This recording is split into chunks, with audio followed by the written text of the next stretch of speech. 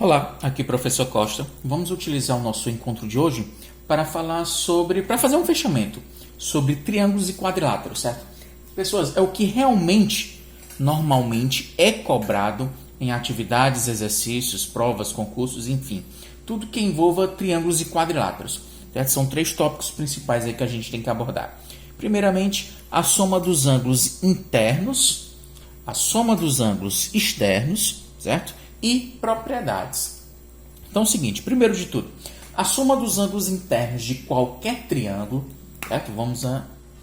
Soma dos ângulos internos de qualquer triângulo é sempre 180 graus, certo? Se eu somar 3 ângulos internos de um triângulo, sempre eu vou ter como resultado um valor de 180 graus. E se você tiver a soma dos ângulos internos de um quadrilátero? Se eu somar todos os ângulos internos de um quadrilátero, terei como resultado 360 graus. Certo? Essas são as informações iniciais enquanto aos ângulos internos de um quadrilátero e de um triângulo. Ok? E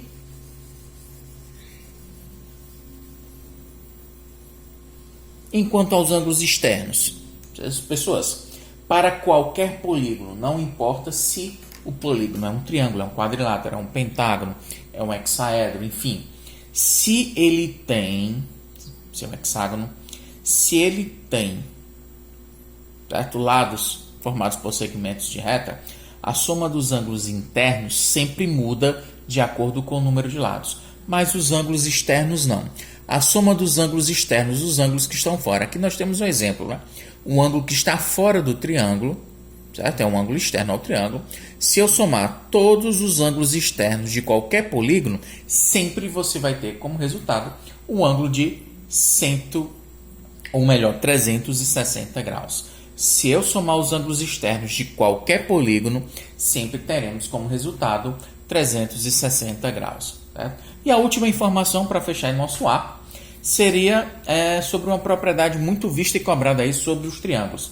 Pessoas, a propriedade diz o seguinte: qualquer ângulo externo de um triângulo, qualquer ângulo externo, é igual à soma dos internos não adjacentes. Pessoas, nesse nosso exemplo aqui, quem que seria o ângulo não adjacente? Ou melhor, quem seria o ângulo adjacente? É o ângulo que está junto do valor de x ou do ângulo x. O ângulo externo x é o ângulo que está fora do triângulo. Ele possui, junto a ele, do lado dele, o ângulo de 30 graus. Esse ângulo de 30 graus, ele é o ângulo adjacente de x. Quem são os não adjacentes? Esse símbolo, que se refere ao ângulo de 90 graus, e esse ângulo aqui, que se refere ao ângulo de 60 graus. Certo? Segundo a propriedade, qualquer ângulo externo é igual à soma dos internos não adjacentes. Então, o valor desse ângulo x vai ser dado por esse ângulo somado a esse ângulo. Eu não devo adicionar a ele o ângulo de 30 graus, porque o ângulo de 30 graus ele é adjacente ao ângulo externo, ele está junto do ângulo externo. Ok, galera, essas são as 3 informações. Vou colocar 3 exemplos, está aqui os 2 primeiros, de como isso vai ser cobrado de vocês. Como a gente já aqui praticamente falou tudo sobre a propriedade que você vai aplicar, o ângulo externo, certo? Ele é exatamente igual à soma dos internos não adjacentes. Não posso usar o x, o 30, por quê, professor? Ele é adjacente. Ele está colado ao ângulo x. Então, o valor de x é dado pela soma dos ângulos internos não adjacentes ao ângulo. Esse símbolo se refere ao ângulo de 90 graus. 60 mais 90 dá um total de 150 graus. Esse ângulo externo mede, portanto, 150 graus. Embaixo nós temos um ângulo, ou melhor, um triângulo, no qual os ângulos internos são 3x, 5x e 60. Quero que você determine para mim o valor do x para que esse triângulo exista aí. Então é o seguinte, até a gente tem que falar sobre isso também. A condição de existência de um triângulo. Qualquer lado de um triângulo, certo? Ele tem que ser menor do que a soma dos outros 2 lados. Essa é a condição de existência para qualquer triângulo. Qualquer um dos seus lados tem que ser menor do que a soma dos outros lados, certo? Mas voltando para cá, essa seria a segunda propriedade que a gente tinha que ver. certo? Vamos falar aqui dos ângulos internos. Se eu quero saber o valor de x, x aqui está como ângulo interno de um triângulo, a soma desses três ângulos, ele tem que me resultar no valor de 180 graus, como a gente tinha mostrado anteriormente. Então, ó, 3x mais 5x mais 60, isso tem que ser igual a 180 graus. Fazendo isso, tem uma equação aí de primeiro grau, tenho que resolver para determinar o valor de x. 3x mais 5x são 8x, é igual a 180. 60 positivo vai para o outro lado, negativo vai ficar 180 menos 60. 8x vai ser, portanto, 180 menos 60 dá igual a 120. Ok, 120. X está multiplicando, vai passar o 8 para o outro lado dividindo.